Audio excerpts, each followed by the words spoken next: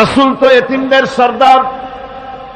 পৃথিবীর কোন এতিম যেন বলতে না পারে নবীজি আমার ব্যাপারে কি বলবেন, আমি তো এতিম মানুষ, আর তিনি আমার ব্যাপারে কিভাবে আমার দরদ বুঝবেন। নবীজিকে আল্লাহ পাক কেমন এতিম বানালেন, সমস্ত দুনিয়ার এতিমদের সর্দার বানালেন। মায়ের পেটে যখন তিনি ছিলেন 6 মাসের সময় মায়ের পেটে থাকাকালীন বাপের এতিম হয়ে গেলেন। যখন প্রসব বেদনা শুরু হয়েছে মায়ের, দুনিয়ায় যখন তিনি আসবেন, হযরতে আমেনা ঘরের ভিতরে বসে তার অবস্থাটা কি, এই সন্তান পৃথিবীতে আসতে পরে যিনি সবচাইতে বেশি খুশি হবেন তিনি তো আজ দুনিয়ায় নাই। মনের ভিতরে কত কষ্ট। আল্লাহ রাব্বুল আলামিন তার হাবিবকে দুনিয়া আনলেন। রাসূলের দাদা ঘরের সামনে তাঁবুর সামনে দাঁড়ায়া তায়েফ থেকে আগত সাদিয়া গোত্রের লোকদেরকে বলতেছেন, এই ঘরের ভিতরে একটা এতিম বাচ্চা আছে, বেশি টাকা কড়ি দেওয়া যাবে না, যদি দয়া হয় নিয়ে যাও। গরিব মানুষ, এতিম মানুষ দেখে শুনে কেউ আর নিতে চায় না। সবশেষে এলেন ভাগ্যবতী মেয়ে, ভাগ্যবতী মহিলা হযরতে হালিমাতুস সাদিয়া। তিনি এসেছেন, কোনো ছেলে পেলে পায় নাই, সকলের শেষে তিনি এসেছেন। আব্দুল মুত্তালিব বলছেন, এই ঘরের মধ্যে একটা এতিম বাচ্চা আছে, দয়া হলে নিয়ে যেতে পারো। তিনি স্বামীর সঙ্গে পরামর্শ করলেন, এরপরে বললেন যদি দেখতে অন্তত ভালো হয়, মন যদি ভালো লাগে নিয়ে যাব, একেবারে খালি হাতে ফিরে যাওয়ার চাইতে তো ভালো। হযরতে হালিমা বলেন, আমি ঘরের মধ্যে প্রবেশ করলাম, মা আমেনার কোল থেকে শিশু মুহাম্মদ সাল্লাল্লাহু আলাইহি ওয়াসাল্লামকে যখন আমি কোলে নিলাম, আমি হুজুরের চেহারার দিকে নজর করে দেখলাম, আমার কাছে মনে হলো যেন পূর্ণিমার চাঁদটা আমার কোলে ধরা দিয়েছে।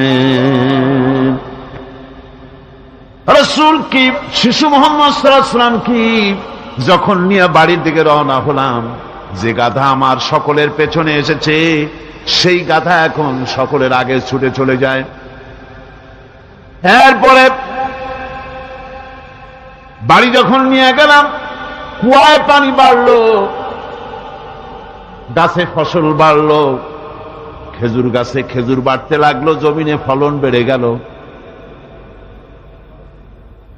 রাসূলের দুধ বোন সায়মা রাসূলকে নিয়ে মুহাম্মদ সাল্লাল্লাহু আলাইহি ওয়াসাল্লাম তাকে দোলনা নিয়ে দোল দিতেছে।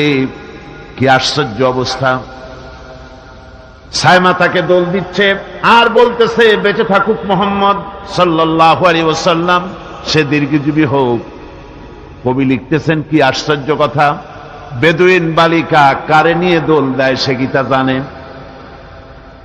বিশ্বনবী মুহাম্মদ রাসূলুল্লাহ সাল্লাল্লাহু আলাইহি ওয়াসাল্লাম এভাবে এতিম অবস্থায় জীবন তার শুরু হলো। যখন তিনি ফিরে এলেন 6 বছর বয়সের সময়, যখন মায়ের কাছে তিনি ফিরে এসেছেন, প্রতিদিন তিনি খেলা দেখতে যান ময়দানে। ইতিহাসের মধ্যে লেখা হয়েছে, মা প্রতিদিন সন্ধ্যার সময় তাকে ফিরে পান। আজকে সন্ধ্যা হয়ে গেছে, শিশু মুহাম্মদ সাল্লাল্লাহু আলাইহি ওয়াসাল্লাম বাড়ি ফেরেন না। কারণ কি, কেন বাড়ি ফেরে না? সন্ধ্যার দিকে তিনি চলে গিয়েছেন পাহাড়িয়া ময়দানে, যে দেখেন ধুধু করতেছে চতুর্দিকে, সন্ধ্যা হয়ে গেছে, অন্ধকার হয়ে গেছে, কোনো ছেলে পেলে নাই, কেউ নাই। পাহাড়ের পাদদেশে বসে শিশু মুহাম্মদ সাল্লাল্লাহু আলাইহি ওয়াসাল্লাম কাঁদতেছেন। মা প্রশ্ন করলেন, বাবারে সন্ধ্যা উত্তীর্ণ হয়ে গেল, কেন একা একা বসে বসে কাঁদো? তিনি বলছেন, মাজি আজ কদিন খেলা দেখতে আসলাম ময়দানে, প্রতিদিন দেখি যখন সন্ধ্যা হয়ে যায় মুরব্বী শ্রেণীর কিছু লোক আসে, ছেলেকে নাম ধরে ডাক দেয়, ছেলেরা দৌড়ে তার বাবার কাছে চলে যায়, আর বাবা ছেলেকে কোলে নিয়ে মুখে চুমা দিয়ে বাড়ির দিকে নিয়ে যায়। আমি আজ কদিন পর্যন্ত এই ময়দানে এলাম, কোনদিন সন্ধ্যাবেলায় তো কেউ এসে আমাকে মুহাম্মদ বলে একটা ডাক দিল না। আমার আব্বা কি নাই? আল্লাহ রাব্বুল আলামিন বলেন, আলাম ইয়াজিদকা ইয়াতীমান ফাআওয়া।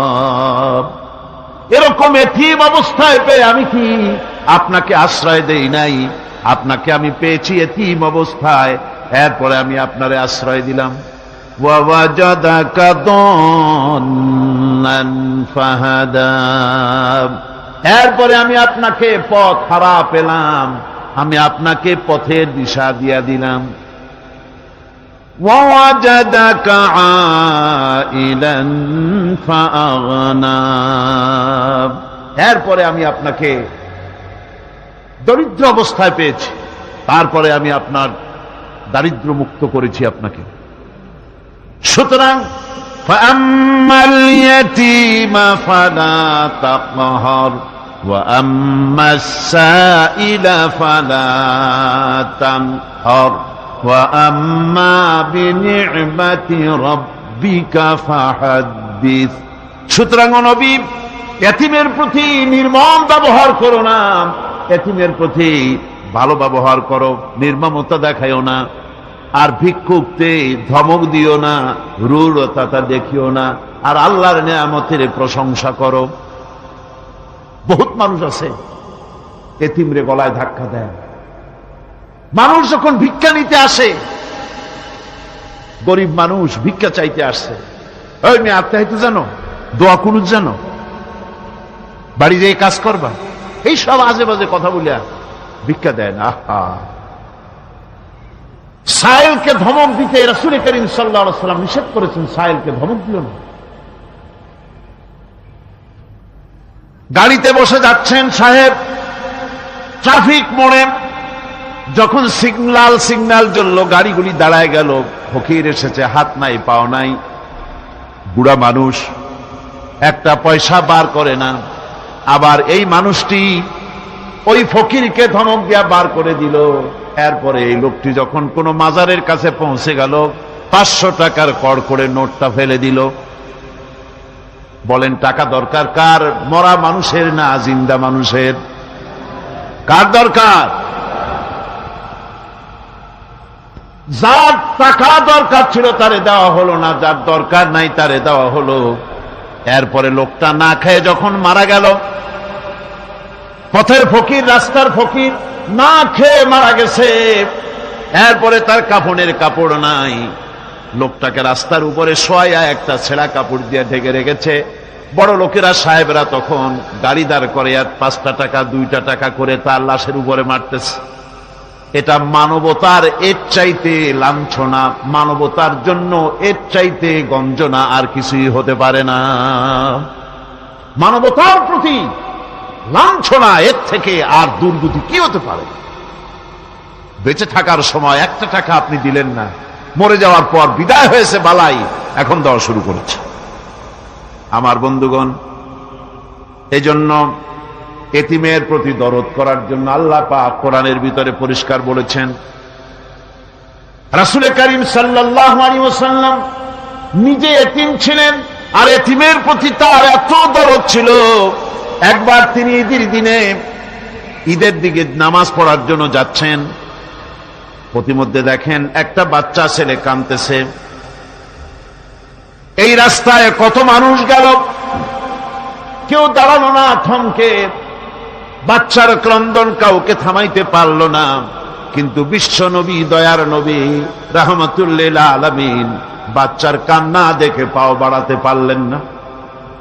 নবীজি দাঁড়ায় গেলেন, জিজ্ঞেস করেন, ও বাচ্চা, ঈদের দিনে কাঁদো কেন? ঈদের দিনে তো কাঁদতে নাই। বাচ্চা বলে, তোমার কাছে বলবো না, আমি সেই সকালবেলা থেকে বসে আছি, আমি যদি মক্কার আব্দুল্লাহর পুত্র মুহাম্মদ রাসূলুল্লাহ সাল্লাল্লাহু আলাইহি সাল্লামকে পাই, মনের দুঃখ তার কাছে বলবো। বিশ্ব নবী জমিনের উপরে বসে পড়লেন, বাচ্চারে কোলের উপরে উঠায় বলেন, বাচ্চা বলো কি তোমার দুঃখ? তুমি যার জন্য বসেছো আমি তো সেই এতিম নবী, কি বলতে চাও? বাচ্চা বলতেছেন, ইয়া রাসূলুল্লাহ, আমার বাবা মারা গেছে সেই ছোট্টবেলায়, একেবারেই তখন মায়ের পেট থেকে আমি আসার পর বাপ মরে গেল। আমার মা আর একজনের সঙ্গে বিয়ে বসেছে। সেই পুরুষটি আমারে দেখতে পারে না। আমার মা যদি আমারে কোলে করে এসে সহ্য করতে পারে না, আমারে চুমা খাইলে সহ্য করতে পারে না, আমারে খাবার দিলে মা মার খায়। আজ ঈদের দিনে রাতে আমার মা আমাকে বলল, বাবারে তোমার কপাল খারাপ, তোমার বাবা মারা গেছে, তোমাকে সাহায্য করার কেউ নাই, আমি তোমার যত্ন করতে পারলাম না, কোলে নিয়ে চুমাও দিতে পারি না, আমার এমনই কপাল খারাপ। সুতরাং এতিমের দরদ এতিম ছাড়া আর কেউ বুঝবে না। তুমি আজ চলে যাও, ওই রাস্তায়, ঈদের রাস্তায় দাঁড়ায় থাকো, মাঠের রাস্তার পাশে, বিশ্ব নবীর কাছে তোমার দুঃখ বলো, এতিমের দুঃখ তিনি বুঝবেন। আমি মায়ের কথা মতো এই জায়গায় এতক্ষণ বসে আছি। হুজুর, আপনি দয়া করে, আমার কথা তো আপনার কাছে বললাম, আমার মনের এই দুঃখ। নবীজি বাচ্চার কথা শুনতেছিলেন, চোখ দিয়া পানি পড়তেছিল। বাচ্চাকে বুকের সঙ্গে জড়িয়ে ধরে নবীজি বলেন, ও এতিম, মুহাম্মদ সাল্লাল্লাহু আলাইহি ওয়াসাল্লাম যদি তোমার পিতা হন আর হযরতে আয়েশা যদি তোমার মা হয়ে যায়, বলো তোমার মনের দুঃখ মেটে নাকি? ছেলে ডুকরে কেঁদে উঠলো আর বলল, ইয়া রাসূলুল্লাহ, আপনি যদি আমার পিতা হন আর আয়েশা যদি আমার মা হয়ে যায়, এর থেকে বড় সৌভাগ্যের আমার তো আর কিছুই নাই। নবীজি এতিমকে বাড়ি নিয়ে গিয়ে হযরতে আয়েশার হাতে তুলে দিয়ে বললেন, আয়েশা রে, পবিত্র ঈদের দিনে আল্লাহ রব্বুল আলামিন তোমার জন্য একটা উপহার পাঠিয়েছেন, এটা যত্ন করো। এতিমের প্রতি দরদ রাখার জন্য আল্লাহ রব্বুল আলামিন বলেছেন, এতিম, মিসকিন, বিধবা, অসহায় লোক, তাদের প্রতি যাতে করে মুসলিম সমাজ লক্ষ্য রাখে, সেজন্য আল্লাহ পাক নির্দেশ করেছেন। বুখারী এবং মুসলিম শরীফের হাদিসে এসেছে, আস-সাই আলাল আরমারাত ওয়াল মিসকিন কাস-সাই ফি সাবিলিল্লাহ। বিধবাদের জন্য, মিসকিনের জন্য কেউ যদি কোনো উদ্যোগ গ্রহণ করে, কেউ কোনো সাহায্য দেয়, জিহাদের ময়দানে জিহাদ করে আল্লাহর রাস্তায় যে সওয়াব পাওয়া যায়, যে মর্যাদা পাওয়া যায় আল্লাহর কাছে, এতিম, মিসকিন, বিধবাকে সাহায্য করলে সেই সওয়াব আল্লাহ রাব্বুল আলামিন আমলনামায় দিয়ে দেন। আমাদের প্রিয় নবী এতিম মিসকিনদের খুবই ভালোবাসতেন। ভালোবাসতেন তার নিজের চাকর হযরত যায়েদ ও আনাস রাদিয়াল্লাহু তাআলা আনহুকে। সে সম্পর্কে এখন আলোচনা করা হচ্ছে। তার চরিত্রই প্রমাণ করে নবীদেরকে বাইয়ানাত দেওয়া হয়েছে, এমন চরিত্র আচার আচরণ দেওয়া হয়েছে যাতে করে লোকেরা অভিভূত হয়ে যায়, আকৃষ্ট হয়ে যায়। হযরতে যায়েদ, তিনি তো কৃতদাস ছিলেন, হারায় গেলেন বাপ মা থেকে, আর এরপরে কুদরত তারে মুহাম্মদ সাল্লাল্লাহু আলাইহি ওয়াসাল্লামের ঘরে উঠায় দিল। তিনি তখন আল্লাহর নবী, তখন নবুয়তের দায়িত্ব পান নাই।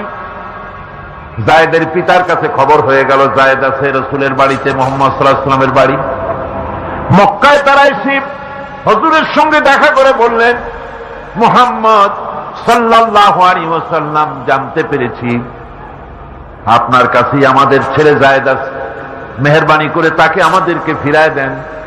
হুজুর বলেন, যায়েদ যদি তোমাদেরকে চিনতে পারে আর যদি যেতে চায়, আমার পক্ষ থেকে কোনো আপত্তি নাই, অবশ্যই যাবে। তবে যায়েদ যদি যেতে না চায়, আমি এমন লোক নই যে কেউ আমার কাছে থাকতে চাইলে আমি জোর করে তাকে ঠেলেও দিতে পারি না, আমি তেমন লোক নই। পিতা বললেন, আপনি অবশ্যই যুক্তিপূর্ণ কথা বলেছেন। হযরতে যায়েদকে আনা হলো।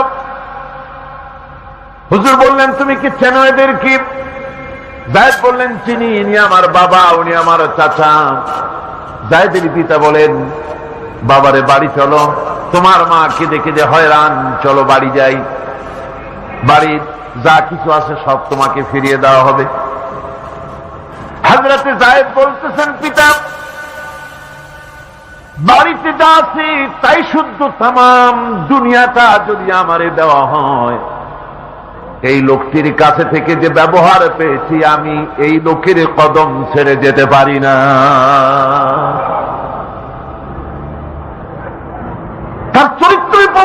তিনি নবী, কি ব্যবহারটা পেয়েছেন। হযরত আনাস রাদিয়াল্লাহু তাআলা আনহু ছোট মানুষ, 8 বছর বয়সের সময় হুজুরের খাদেম হয়ে হুজুরের বাড়িতে আসলেন। আচ্ছা, 8 বছর বয়সের কিশোর ভুল তো করতেই পারে। গরম পানি চাইলে ঠান্ডা পানি এনে দেবে, স্যান্ডেল চাইলে জুতো আনবেন, বিছানা বিছাইতে বললে উঠাই তুলে, এটা স্বাভাবিক। কিশোর মানুষ, ছোট মানুষ। এবার শুনুন, বাইয়ানাত কারে বলে? নবীদের বাইয়ানাত আল্লাহ যে দিয়েছেন সেটা কি জিনিস? সেটা হলো উন্নত মানের চরিত্র, তার ব্যবহার, ওঠা বসা যা দেখলে মানুষ বুঝতে পারে তিনি আল্লাহর নবী। হযরতে আনাসের মুখে শুনুন, হযরতে আনাস রাদিয়াল্লাহু তাআলা আনহু বলেন, একাধিক ক্রমে টানা 10টি বছর রাসূলের খেদমতের ভিতরে নিয়োজিত ছিলাম।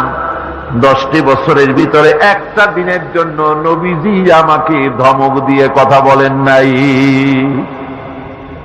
তো ধমক দিলেন না আমারে, এটা করছো কেন, এটা করো নাই কেন? সুবহানাল্লাহ বিহামদিহি। গোটা পৃথিবীর সমস্ত মুমিন মুসলমানদের, পুরুষ আর নারীদের জীবন, কলিজা, রক্ত রাসূলের কদম মুবারক উৎসর্গ হয়ে যায়। মহান রব্বুল আলামিনের কাছে তার হাবিব রাসূলুল্লাহ সাল্লাল্লাহু আলাইহি ওয়াসাল্লামের ছিল বিশেষ মর্যাদা। আসুন আমরা সে সম্পর্কে আলোচনা শুনি। আমার ভাইরা, রাসূল পাক সাল্লাল্লাহু আলাইহি ওয়াসাল্লাম আল্লাহর নবী এমন এক মহান সত্তা ছিলেন যে তিনি দোয়া আল্লাহর দরবারে হাত উঁচু করতে দেরি আছে, কিন্তু দোয়া কবুল হতে দেরি নাই। হিজরত করে মদিনায় এসেছেন, নামাজ পড়তে দিল চায়, কাবা শরীফের দিকে ফিরে যদি নামাজ পড়তে পারতাম দিলটা বড় ভালো লাগতো, কিন্তু হাত উঁচু করে মোনাজাত করতেছেন না, আল্লাহর কাছে বলতেওছেন না যে আল্লাহ তুমি আমার কিবলাটা বাইতুল মুকাদ্দাস থেকে ফিরাইয়া মক্কা শরীফে বাইতুল্লাহর দিকে ফিরাইয়া দাও। মুখেও বলতেছেন না, মনেও না, শুধু আকাশের দিকে বারবার তাকাচ্ছেন, মোনাজাত করেন নাই। মনে মনে আশা পোষণ করতেছেন যদি এমন একটা ওহী নাজিল হয়ে যেত। আল্লাহ রাব্বুল আলামিন সঙ্গে সঙ্গে রাসূল জোহরের নামাজ পড়তেছিলেন, 2 রাকাত পড়া হয়ে গেছে, এমন সময় ওহী নাজিল হয়ে গেল, قد نرى تقلب وجهك في السماء। ও নবী, আমি দেখতে পেয়েছি বারবার আপনি আকাশের দিকে তাকাচ্ছেন। সুবহানাল্লাহ, আমি দেখতে পেয়েছি। فلنولينك قبلة ترضاها فول وجهك شطر المسجد الحرام। আর দেরি নাই, আপনার মনের আশা পুরা হয়ে গেছে, এক্ষুনি আপনার কিবলা পরিবর্তন করুন। হুজুর 2 রাকাত পড়েছিলেন বাইতুল মাকদাসের দিকে ফিরে, বাকি 2 রাকাত তিনি মক্কা শরীফের কাবা শরীফের দিকে ফিরলেন। আজও পর্যন্ত সেই মসজিদ আছে, সাক্ষ্য দিচ্ছে নবীর কথা কিভাবে মঞ্জুর হয়। মসজিদে কিবলাতাইন মদিনা মুনাওয়ারায় সে মসজিদ আজও আছে। ভাইরা আমার, রাসূল পাক সাল্লাল্লাহু আলাইহি ওয়াসাল্লাম এত বড় মর্যাদা সম্পন্ন ব্যক্তিত্ব, মহান ব্যক্তিত্বের উম্মতের মধ্যে আল্লাহ আমাদের শামিল করেছেন। শুকরিয়া স্বরূপ আমরা পড়ি আলহামদুলিল্লাহ। জোরে সরে পড়েন আলহামদুলিল্লাহ। আমার ভাইয়েরা, মর্যাদা এত বেশি আল্লাহ রসুলকে আল্লাহ রাব্বুল আলামিন দান করেছেন। এই পৃথিবীতে কোন মানুষের সঙ্গে যদি আপনি বেয়াদবি করেন, তিনি আপনার বাপ হোক, তিনি আপনার মা হন, অথবা আপনার উস্তাদ হন, অথবা আপনার পীর হন, যে কেউ হোক না কেন, কারো সঙ্গে যদি কোনো বেয়াদবি হয়ে যায় তো শুধু একটা বেয়াদবি ছাড়া আর কিছুই না। কিন্তু নবীজির সঙ্গে যদি কেউ বেয়াদবি করে, সেটা শুধু বেয়াদবি থাকে না, কুফরি হয়ে যায়। কি হয়ে যায়? কুফরি হয়ে যায়। রাসূলুল্লাহকে কেউ তাওহীন করলে, অসম্মান করলে, সমালোচনা করলে কাফের হয়ে যায়। যেমন কি হয়ে যায়? কত বড় মর্যাদা! রাসূল পাক সাল্লাল্লাহু আলাইহি ওয়াসাল্লাম, তার সামনে সাহাবায়ে কেরাম বসা, হুজুর কথা বলছেন, সাহাবায়ে কেরাম তারাও কথা বলছেন। কথা বলতে বলতে এক পর্যায়ে সাহাবীদের গলার আওয়াজ বড় হয়ে গেছে, হুজুরের গলার আওয়াজ শোনা যায় না, সাহাবীদের গলার আওয়াজটা বড় হয়ে গেল। আল্লাহ রাব্বুল আলামিন এতটুকু বরদাস্ত করলেন, আমার নবীর গলার আওয়াজের চাইতে তোমাদের আওয়াজ বড় হলো কেন? সঙ্গে সঙ্গে ওহী নাজিল হয়ে গেল। আল্লাহ রাব্বুল আলামিন বলেন, ইয়া আইয়ুহাল্লাযীনা আমানু লা তারফাউ আসওয়াতাকুম ফাওকা সাওতিন নবী। ও বিশ্বাসীরা, খবরদার, তোমরা যারা ঈমান এনেছো শোনো, তোমাদের গলার আওয়াজ যেন আমার নবীর গলার আওয়াজের চাইতে বড় না হয়ে যায়। যদি তা হয়, আনতাহবাতা আমালুকুম, জীবনের সমস্ত ভালো কাজগুলি আমি আল্লাহ বরবাদ করে দেব। আজও পর্যন্ত এই আয়াতে কারিমা রাসূল পাক সাল্লাল্লাহু আলাইহি ওয়াসাল্লামের রওজায়ে আতহারের সামনে সবুজ সাইনবোর্ডের উপরে সোনার অক্ষর দিয়ে এই আয়াতে কারিমা লেখা রয়েছে, সুবহানাল্লাহ। সর্বকালের, সর্বযুগের সর্বশ্রেষ্ঠ মহামানব, সর্বশ্রেষ্ঠ বিশ্বনবী, আল্লাহর পরে যার মর্যাদা, তিনি হচ্ছেন মুহাম্মদ রাসূলুল্লাহ সাল্লাল্লাহু আলাইহি ওয়াসাল্লাম। রাসূলুল্লাহ সাল্লাল্লাহু আলাইহি ওয়াসাল্লামের প্রতি মহান আল্লাহর ভালোবাসার অন্যতম নিদর্শন হচ্ছে মেরাজ। এর মাধ্যমে আল্লাহ রাব্বুল আলামিন তার বন্ধুকে নিজের সান্নিধ্যে নিয়েছিলেন। এখন আমরা শুনব সেই মেরাজের কাহিনী। দুলির ধরা থেকে রাসূলকে আরশে আজিমে নিয়ে যাওয়া হবে। বোরাক এলো। বোরাক হচ্ছে বারকুন থেকে উৎপত্তি। এর অর্থ হচ্ছে বিজলি, বৈদ্যুতিক গতি সম্পন্ন, ঘোড়ার চাইতে ছোট, খচ্চরের চাইতে বড়, এই জাতীয় একটা প্রাণীর মতো হযরতে জিবরাইল নিয়ে আসলেন। আমাদের দেশে কারো কারো বাড়িতে আয়নায় বাংলামে থাকে এই ছবিটা। ঘোড়া আছে, দুইটা ডানা আছে, মাথাটা মেয়ে লোকের মতো, চুলগুলো ঝুলে পড়ছে, নিচে লেখা আছে হাজা বুরাকুন নবী সাল্লাল্লাহু আলাইহি ওয়াসাল্লাম। আন্দাজে কোথায় পাইছে আল্লাহ? মিথ্যে কথা, বাজে কথা। আল্লাহ এরকম একটা মেয়ে লোক মার্কা ঘোড়া পাঠাইছিল হুজুরকে নেওয়ার জন্য, এটা কথা হইল। রাসূলকে মক্কা থেকে, উম্মে বাবে উম্মে হানি থেকে হুজুরকে বের করে নিয়ে যাওয়া হলো বাইতুল মাকদাসে। সমস্ত পয়গম্বর, দুনিয়া আল্লাহ যাদের পাঠিয়েছিলেন, সমস্ত রূহ উপস্থিত ছিল সেখানে। রাসূল করিম সাল্লাল্লাহু আলাইহি ওয়াসাল্লাম এখান থেকে মেরাজ করলেন। এতটুকুন ছিল ইসরা। কোরআনে কারীম বলছে, আজকের কারি সাহেব যেখান থেকে তেলাওয়াত করেছিলেন, সুবহানাল্লাযী আসরা বিআবদিহি লাইলাম মিনাল মাসজিদিল হারামি ইলাল মাসজিদিল আকসা। সুবহানাল্লাযী, সমস্ত দুর্বলতা, অক্ষমতা থেকে মুক্ত সেই সত্তা যিনি তার বান্দাকে ইসরা করিয়েছেন, মেরাজ করিয়েছেন। সুবহানাল্লাহ। সমস্ত দুর্বলতা, অক্ষমতা থেকে মুক্ত তিনি পার করে নিয়ে গিয়েছেন। আর পরে মুহূর্তের ভিতরে মহাশূন্য পাড়ি দিয়ে, সেই মহাশূন্য মানে কি? এইখান থেকে সূর্য কত দূরে জানেন না? 9,30,00,000 মাইল দূরে এখান থেকে সূর্য। সেই সূর্য, তারপরে রয়েছে গ্যালাক্সি, মিল্কি ওয়ে, গ্রহ নক্ষত্র, সে যে কত দূরে, যে সমস্ত তারকা, এমন বহুত তারকা আছে যে তারকা সৃষ্টির পর তার আলো পৃথিবীর মাটি আজ পর্যন্ত স্পর্শ করে নাই, অথচ আলোর গতি প্রতি সেকেন্ডে কত মাইল? 1,86,000 মাইল। এই 1,86,000 মাইলের সেকেন্ড, এর মিনিট, এর ঘন্টা, এর দিন, এর সপ্তাহ, এর মাস, এর বছর, এটাকে বলা হয় লাইট ইয়ার, আলোকবর্ষ। সেই তারকা তৈরি হওয়ার পর কত সহস্র সহস্র লাইট ইয়ার চলে গেল, আজও পর্যন্ত সেই তারকার আলো পৃথিবীর মাটি স্পর্শ করতে পারে নাই। তাহলে সেই তারা কোথায়? আল্লাহ রাব্বুল আলামিন তার হাবিবকে চাঁদ, সূর্য, গ্রহ, নক্ষত্র, মহাশূন্য, পাড়ি দিয়ে তারপরে 7 আকাশ পাড়ি দিয়ে সিদরাতুল মুনতাহা পর্যন্ত নিয়ে গেলেন। জোরে কোন সুবহানাল্লাহ। এবার সিদরাতুল মুনতাহা পর্যন্ত যাওয়ার পথে যত ঘটনা ঘটল সেগুলো আপনারা ইতিহাস থেকে পড়ে নেবেন, ওগুলি বলার সময় আমার কাছে নাই।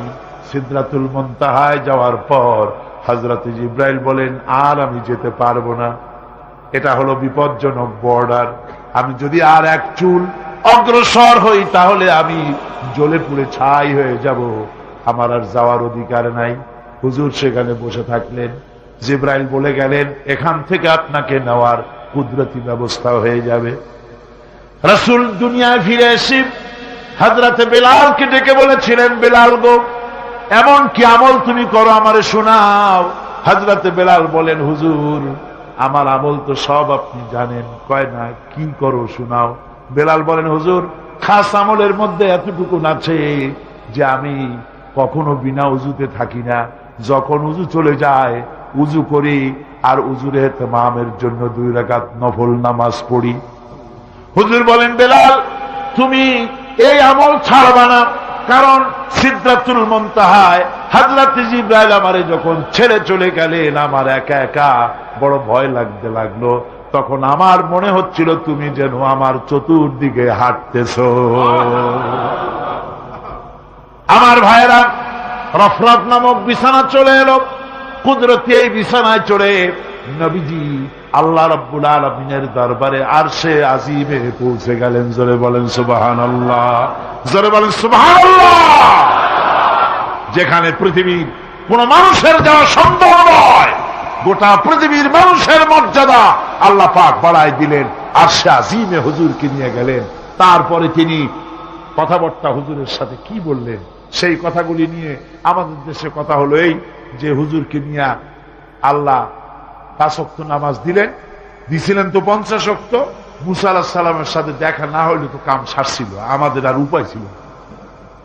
আরে ভাই, শুধু নামাজ দেওয়াই যদি উদ্দেশ্য হবে তাহলে রোজার মতো তো আল্লাহ দুনিয়ায় বসে দিতে পারতেন কিনা, হজের মতো জাকাতের মতো পারতেন কিনা। শুধু নামাজের জন্য নয়, আল্লাহ পাকের কায়নাত দেখাবার জন্য আল্লাহ পাক তাকে নিয়েছিলেন। বেহেশত দেখাইছেন, দোজখ দেখাইছেন, ভালো কাজ করলে কিরকম শান্তি হবে, খারাপ কাজ করলে কিরকম শাস্তি হবে চোখে দেখাই দিয়েছেন মুহাম্মদ রাসূলুল্লাহ সাল্লাল্লাহু আলাইহি ওয়াসাল্লামকে। মেরাজ থেকে ফিরে এলেন, ঘরে এসে দেখেন উজুর পানি, উজু করে যে গেছিলেন উজুর পানি তখনও গড়াচ্ছে। যে দরজা দিয়ে বেরিয়েছিলেন দরজাটা ধাক্কায় তখনও কাঁপতেছে।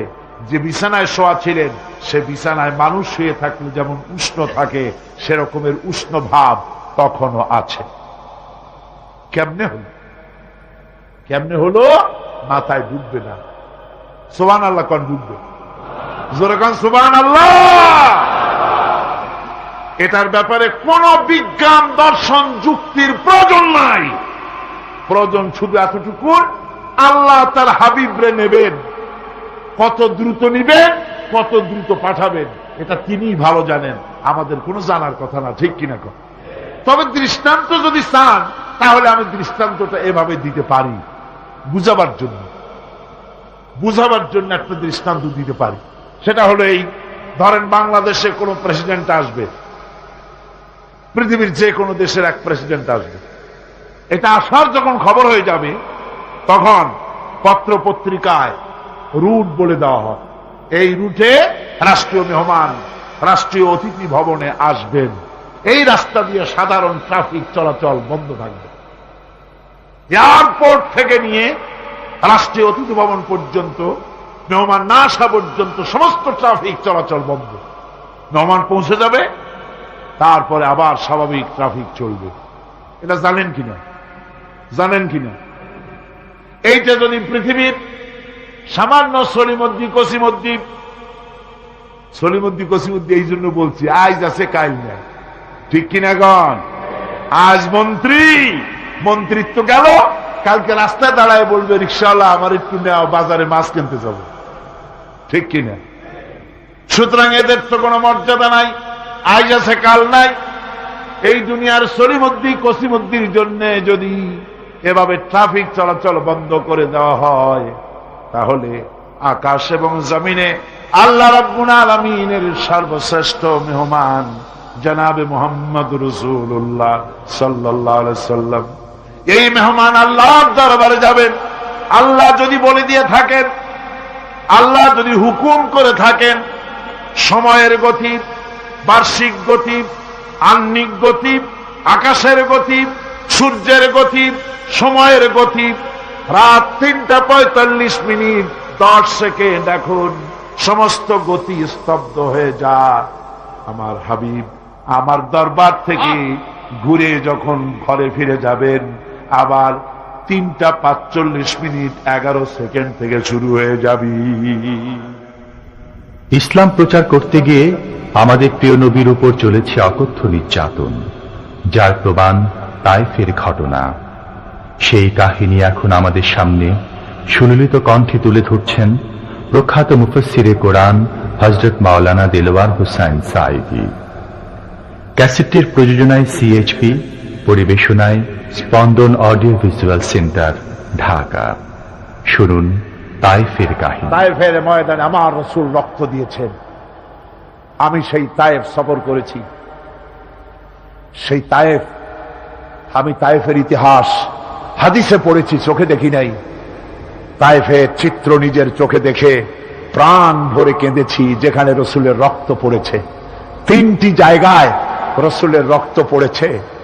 সবচাইতে বেশি রক্ত পড়েছিল যে জায়গাটিতে, সেই জায়গায় প্রাণ ভরে কেঁদেছি। আমার স্ত্রী আমার সাথে ছিলেন। আমি তায়েফে গিয়ে লোকেরা আমাকে যখন বলল বিশ্রাম নিতে, আমি বললাম না, বিশ্রাম করব না, আগে আমারে নিয়ে যাও। আমার রাসূলকে মারছিল যে রাস্তাটায়, ওই রাস্তাটা আমার আগে দেখাও। 3 দিনের না খাওয়া, রাস্তার 2 দিকে কাফেরেরা দাঁড়ানো, চতুর্দিক থেকে পাথর মারা শুরু করে দিল। আহারে, এমন সুন্দর চেহারার মানুষ দেখে কেমনে মারল তারা। হুজুর পড়ে গেলেন, ওরা কাফেরেরা এসে জোর করে ধাক্কা মেরে হাঁটালো। আবার হুজুর পড়ে গেলেন, বেহুশ হয়ে পড়লেন। আবার ওরা উঠাইয়া জোর করে আবার হাঁটালো। তৃতীয় শেষ জায়গায় গিয়ে হুজুর বেহুশ হয়ে পড়ে গেলেন। শরীর থেকে সবচাইতে বেশি রক্ত পড়েছে সেখানে। আমি লম্বা সেজদায় পড়ে এত কান্দা কাঁদছি, আরে আমার নবীজির রক্ত পড়েছে এই মাটিতে। ফেরেশতারা এসে বলছেন, হে রাসূল, আপনার এই অবস্থা থেকে আকাশের ফেরেশতারা কাঁদতে কাঁদতে অস্থির হয়ে গিয়েছে। আপনি আমাদের অনুমতি দেন, এই পাহাড় চাপা দিয়া কাফেরের গোষ্ঠী সাফ করে দেই।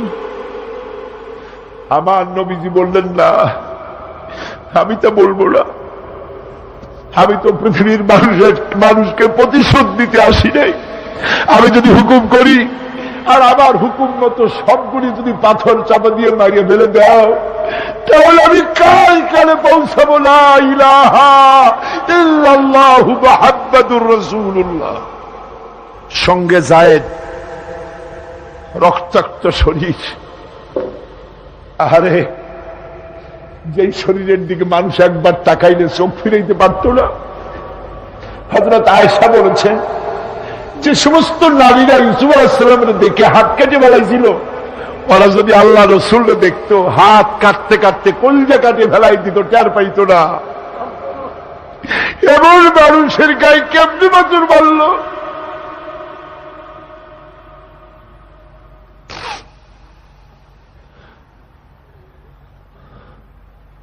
রাসূল করিম সাল্লাল্লাহু আলাইহি ওয়াসাল্লাম বসে আছেন, শরীর থেকে রক্ত ঝরছে। বুখারী শরীফে এসেছে, আত্তাস নামক এক যুবক আঙ্গুরের বাগান থেকে 1 গ্লাস আঙ্গুরের শরবত এনে হুজুরের হাতে দিলেন। কষ্টের পর 3 দিনের না খাওয়া ক্ষুধার্ত নবী 1 গ্লাস আঙ্গুরের শরবত সবটুকু পান করে একটা স্বস্তির নিঃশ্বাস ফেললেন। বললেন, তোমার নাম না আত্তাস? তিনি বললেন, হ্যাঁ, আমার নাম আত্তাস। তোমার বাড়ি হযরত ইউনূস আলাইহিস সালামের গ্রামে? বললেন যে হ্যাঁ, আমার বাড়ি ইউনূস আলাইহিস সালামের গ্রাম। যুবক জিজ্ঞেস করলেন, হুজুর আপনি কি করে বুঝলেন আমার নাম আত্তাস আর আমার বাড়ি ইউনূস আলাইহিস সালামের গ্রামে? আপনি জানলেন কি করে? হুজুর বললেন, আমিও নবী, ইউনূস আলাইহিস সালামও নবী, এক নবীর খবর আর এক নবীর কাছে থাকে। রাসূল গায়ের রক্তগুলি ধুয়ে দুইখানা হাত আল্লাহর দরবারে তুললেন। আজকে দুনিয়ায় কেউ নাই হুজুরের, খাদিজা নাই, আবু তালেবও নাই, রাসূল একা। সাহাবীরা দিনের বেলায় কাফেরদের ভয়তে হুজুরের সঙ্গে দেখা করতে পারে না।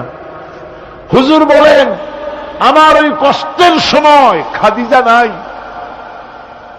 ওই সব পাথরগুলি আমি আজও চিনি, যে পাথরগুলি আমি যাওয়ার সময় রাস্তায় পাথরগুলি আমাকে বলেছে আসসালামু আলাইকা ইয়া রাসূলুল্লাহ।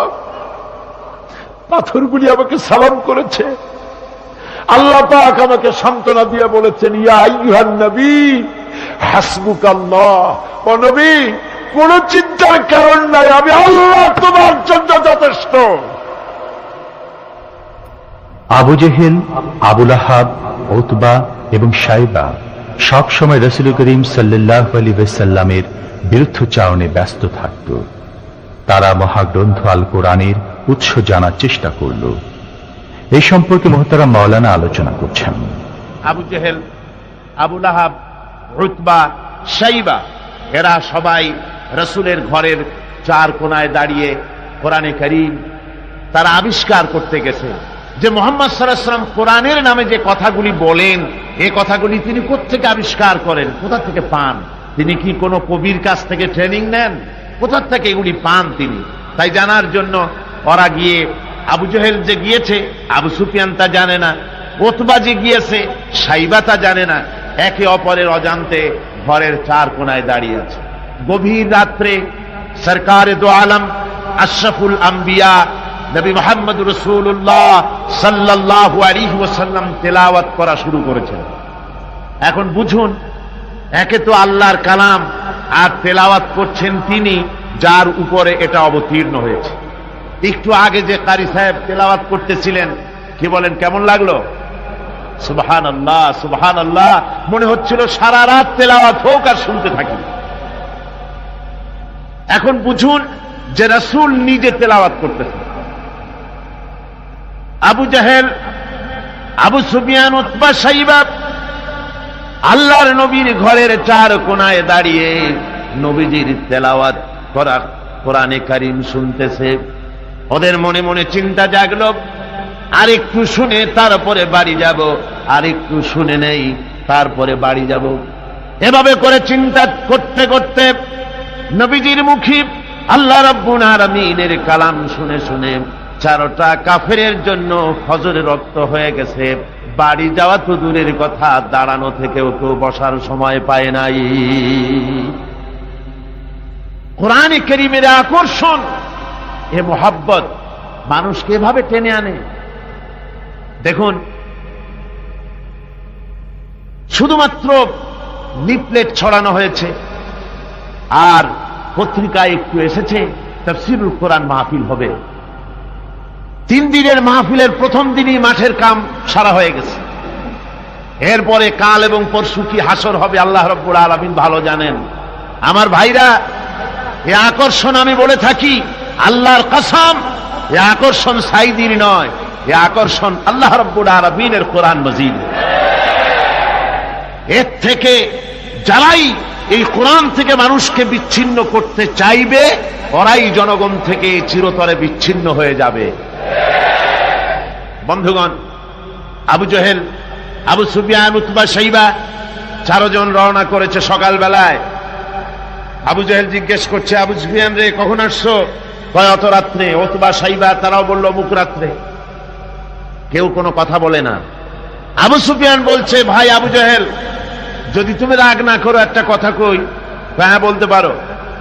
দেখুন, এই যে সারা রাত ধরে মুহাম্মদ সাল্লাল্লাহু আলাইহি ওয়াসাল্লামের মুখে আল্লাহর কালাম শুনলাম, আমার মনের বিশ্বাস, লাত মানাতের কসম করে বলতে পারি, এই কথা মানুষের বানানো হতে পারে না। এটা কোন ঐশ্বরিক বাণী হবে, এটা মানুষের। আবু জেহেল বলছে, দেখো ওই কথা তো আমারও, কিন্তু মুশকিল হলো এই, আমরা হলাম লিডার, আমরাই যদি এতে আকৃষ্ট হয়ে পড়ি তাহলে তো আবু বকর ওমরের মতো আমরাও পাগলামি করে বসবো, আমরা ওই দলে চলে যাব, আমরাও মুসলমান হয়ে যাব।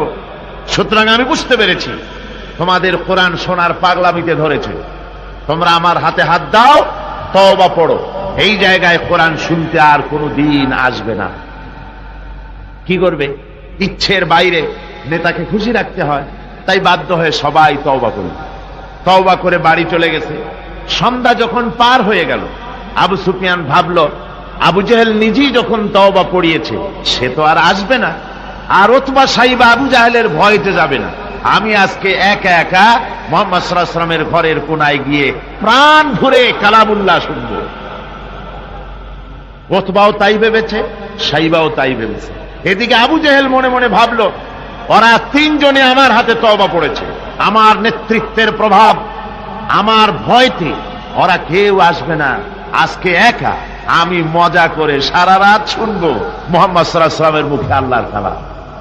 গত রাত্রের মতো আজও সব হাজির হয়ে গেছে ঘরের কোনায়, আসবেই, এটাই তো স্বাভাবিক, আসাটাই স্বাভাবিক। গত বছর কোরআনে কারীমের তাফসীরের মাহফিলে বাধা দিল, একটা পত্রিকায় দেখলাম হরতালও সফল, তাফসীরও সফল। তো আমি দেখলাম যে হেডিংটা তো খুব ভালোই, খবরটা পড়লাম, দেখলাম একটা প্রতিবেদন লিখেছেন তিনি লিখলেন যে কোরআন বিরোধীরা তারা হরতালের ডাক দিল। এখন আজকাল পাগলে ডাক দিলেও হরতাল হয়ে যায়, কেডার তার দামি গাড়িটা রাস্তায় বের করে ভাঙবে। হরতালের ডাক দিয়েছে তো হরতাল হলো, কল কারখানা বন্ধ হয়ে গেল, দোকানপাট বন্ধ হলো। এখন কল কারখানার শ্রমিক আর দোকানপাটের শ্রমিক আর মালিক সারা দিনে কোনো কাম নাই, সব তাফসীরের মাহফিলে হাজির।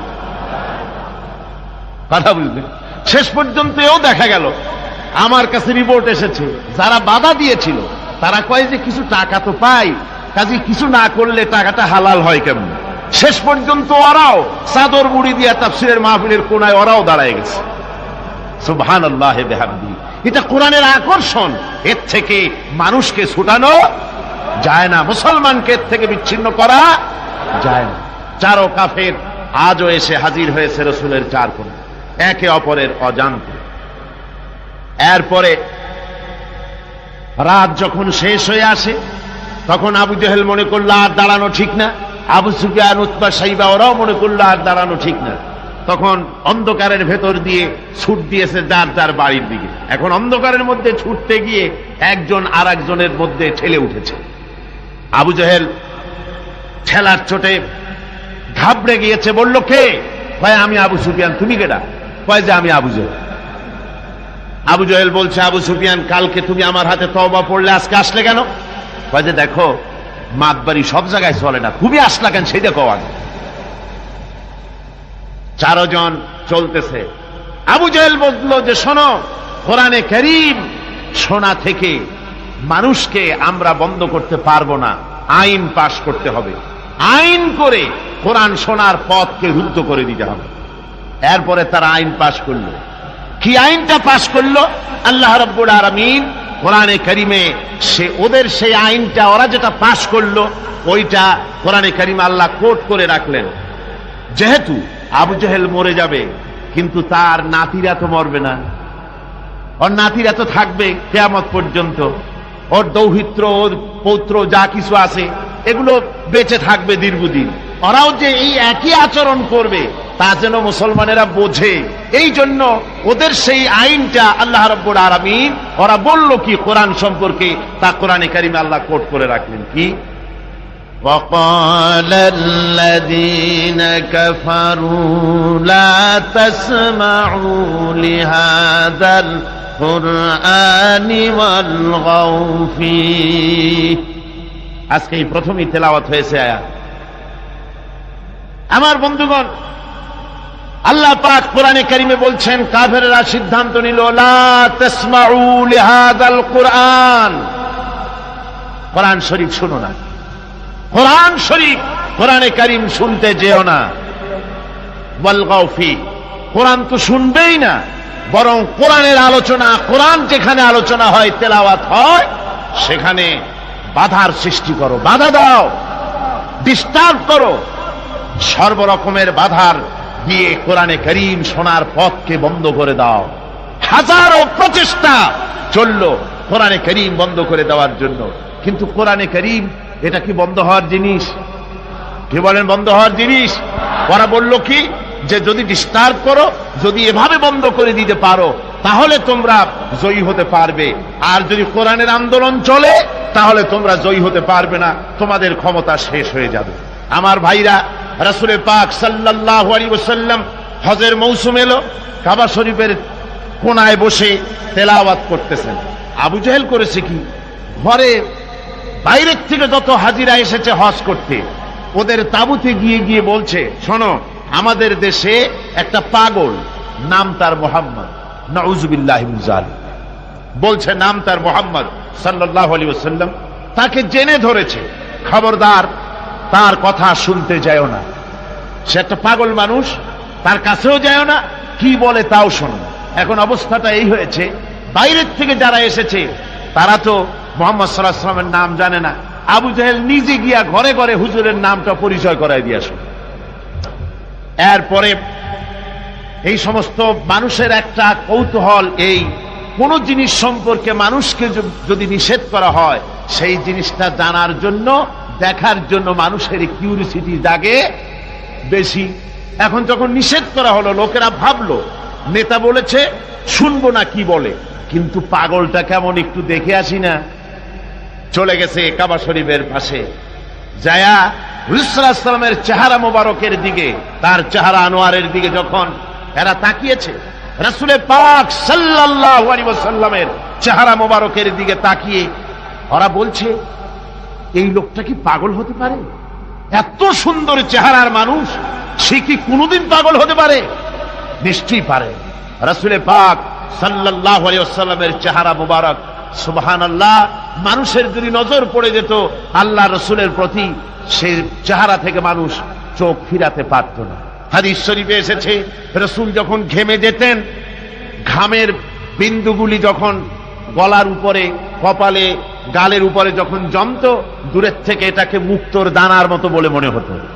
এত সুন্দর চেহারা আল্লাহ রাব্বুল আলামিন তাকে দিয়েছিলেন। ওরা বলল, এই লোক কি কোনোদিন পাগল হতে পারে? আমরা তো পাগল দেখেছি, চুলগুলো থাকে উস্কো খুস্কু, দাড়ি একটা থাকে এদিক আর একটা থাকে ওদিক, দাঁতে থাকে ময়লা, চোখগুলো থাকে উদাস উদাস ভাব, হাতে থাকে নখ, জামা কাপড় ময়লা বিশ্রী, এই তো পাগলের পরিচিতি। আর এত সুন্দর সুবিন্যস্ত শ্বশ্রু মণ্ডিত সুন্দর চেহারা, মাথার চুলগুলো এত সুন্দর ভুরু, টানা টানা আঁখি, এত সুন্দর মানুষ আমরা জীবনে কোনোদিন দেখি নাই। এ তো কখনো পাগল হতে পারে না। দেখি না বলে কি, কানের থেকে আঙ্গুল খুলে ফেলেছে। আর অমনি রাসূল পাক সাল্লাল্লাহু আলাইহি ওয়াসাল্লামের তেলাওয়াত করা কালামে পাক ওদের কানের মধ্য দিয়া ঢুকে কলিজায় স্পর্শ করেছে। আমার বন্ধুগণ, শুনতে শুনতে বহিরাগত লোকগুলির চোখ দিয়ে পানি পড়া শুরু করে দিয়েছে, এবং নিজেদের অজান্তে নিজেদের মুখ থেকে, ওদের মুখ থেকে বেরিয়ে গেল, আশহাদু আল্লা ইলাহা ইল্লাল্লাহু ওয়াহদাহু লা শারীকা লাহু ওয়া আশহাদু আন্না মুহাম্মাদান আবদুহু ওয়া রাসূলুহু। কাফেরদের সাথে রাসূলুল্লাহ সাল্লাল্লাহু আলাইহি ওয়াসাল্লাম হুদায়বিয়া সন্ধি করেন। এর কিছু কিছু শর্ত সাহাবীদের পক্ষে মানা খুবই কষ্টকর ছিল, কিন্তু কৌশলগত কারণেই তারা এই চুক্তি মেনে নিয়েছিলেন। এবারের প্রসঙ্গ হুদায়বিয়ার সন্ধি। হুদায়বিয়ার দিনে, হুদায়বিয়ার সন্ধির দিনে সন্ধিপত্র লেখা হলো, হুজুরের নাম লেখা হলো মিন মুহাম্মাদুর রাসূলুল্লাহ। তার পক্ষ থেকে কুরাইশদের মধ্যে চুক্তিপত্র লেখা হচ্ছে। কুরাইশরা বলল, মুহাম্মদ সাল্লাল্লাহু আলাইহি ওয়াসাল্লামের নামের সামনে যদি রাসূলুল্লাহ লেখো তাহলে তো চুক্তির কোনো দরকার নাই, আমরা তো তাকে রাসূল মানি না, নাউযুবিল্লাহ। মুহাম্মদ বিন আব্দুল্লাহ যদি লেখো তাহলেই আমরা এই চুক্তি মানব।